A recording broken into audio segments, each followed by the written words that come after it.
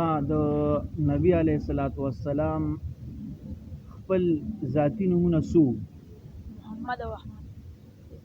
محمد او احمد. نبی علیه الصلاۃ والسلام د پلار سنمو عبد الله. د مور نوم یې سو آمینه بیبي. الیاس لورکا د نبی علیه الصلاۃ والسلام د رضائی مور سنمو حلیمه بیبي. او نبی علیه الصلاۃ والسلام مور دا پلار کله وفات شو؟ نبی اسلام ته شپږ کاله مخکې د پیدایش نه شپږ کاله مخکې وفات شو. او مور یې کله وفات شوې وه؟ نبی اسلام د پیدایش نه مخکې مور یې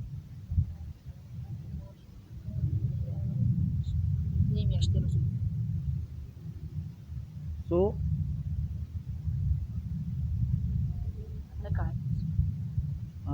دغه یاسین څومره شپږ کاله پس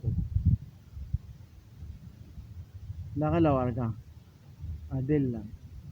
عادل نبی علیه الصلاۃ والسلام باندې ړومبی ایمان په ځوانانو کې چا راوړی؟ ابوبکر صدیق رضی الله تعالی عنہ. ورپسې په ښځو کې په ړومبی ایمان چا راوړی؟ حضرت خدیجه رضی الله تعالی عنہ.